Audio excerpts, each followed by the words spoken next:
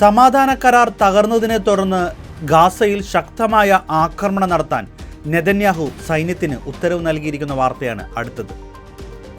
ട്രംപിന്റെ മധ്യസ്ഥതയിൽ വന്ന വെടിനിർത്തൽ കരാർ ഇന്നലോടെ ലംഘിക്കപ്പെട്ടു എന്നാണ് അറിയാൻ കഴിയുന്നത്. ഹമാസ് തിരികെ നൽകിയ മൃതശരീരാവശിഷ്ടങ്ങൾ അത് മുൻപ് അയച്ച വ്യക്തികളുടെ തന്നെ ആയിരുന്നു എന്ന തരത്തിൽ ഇസ്രായേലിനെ കബളിപ്പിക്കാൻ ശ്രമിച്ചു എന്നതാണ് പുതിയ സംഭവവികാസങ്ങൾക്ക് പിന്നിൽ.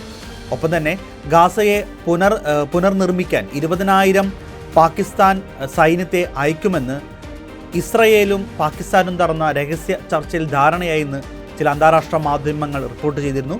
ഇതിനെ പാകിസ്ഥാൻ വ്യാജ വാർത്ത എന്ന് പറയുകയും ചെയ്തു. ഇതുമായി ബന്ധപ്പെട്ടുള്ള വിശദമായ വാർത്തകളിലേക്ക് നമുക്ക് കടക്കാം.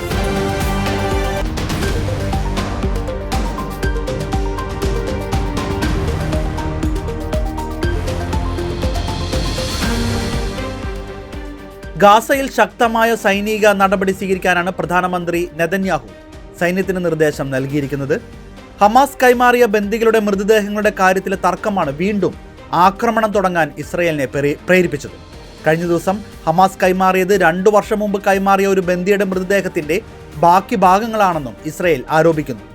കസ്റ്റഡിയിലുണ്ടായിരുന്ന മൃതദേഹം കൃത്രിമമായി കുഴിച്ചിട്ട് പുറത്തെടുത്ത് കൈമാറി ഇസ്രായേലിനെ തെറ്റിദ്ധരിപ്പിക്കാൻ ഹമാസ് ശ്രമിച്ചു എന്നതാണ് ഇസ്രായേലിന്റെ വാദം.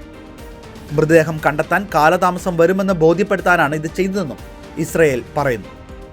അതേസമയം യുദ്ധാനന്തര ഗാസയുടെ പുനർനിർമ്മാണവുമായി ബന്ധപ്പെട്ട് 20,000 പാകിസ്ഥാൻ സൈനികരെ ഗാസയിലേക്ക് അയക്കാൻ സാധ്യതയുണ്ടെന്ന് റിപ്പോർട്ട്.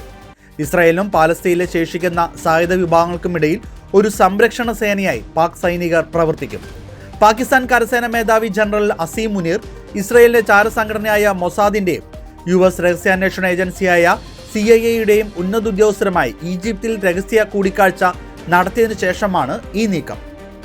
ഈ വിന്യാസത്തിന് പകരമായി പാകിസ്ഥാൻ വലിയ സാമ്പത്തിക പാക്കേജുകൾ, വായ്പകളിലും ഇളവുകളും വാഗ്ദാനം ചെയ്യപ്പെട്ടു.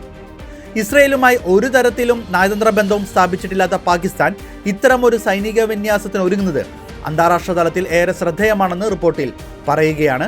എന്നാൽ ഗാസയിലേക്ക് 20,000 സൈനികരെ അയക്കുമെന്ന റിപ്പോർട്ടുകൾ പാകിസ്ഥാൻ ഔദ്യോഗികമായി നിഷേധിച്ചിരിക്കുകയാണ്. ഈ റിപ്പോർട്ടുകൾ പൂർണ്ണമായും കെട്ടിച്ചമച്ചതും തെറ്റിദ്ധാരണ ജനകവുമാണെന്നാണ് പാകിസ്ഥാൻ വിവരസാങ്കേതിക പ്രക്ഷേപണ മന്ത്രാലയം വ്യക്തമാക്കിയത്.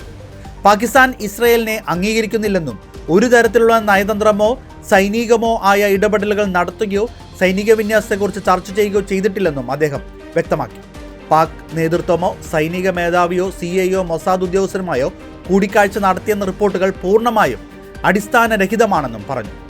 പാലസ്തീൻ ജനതയുടെ സ്വയം നിർണായകാവകാശത്തെ പിന്തുണയ്ക്കുന്ന തങ്ങളുടെ നയത്തിൽ പാകിസ്ഥാൻ ഉറച്ചു നിൽക്കുന്നുവെന്നും രാജ്യത്തിന്റെ വിദേശ നയത്തെ തെറ്റായി ചിത്രീകരിക്കാനും മുസ്ലിം രാജ്യങ്ങൾക്കിടയിൽ പ്രതിച്ഛായ നഷ്ടപ്പെടുത്താനും ലക്ഷ്യമിട്ടുള്ള പ്രചാരണമാണിതെന്നും പാകിസ്ഥാൻ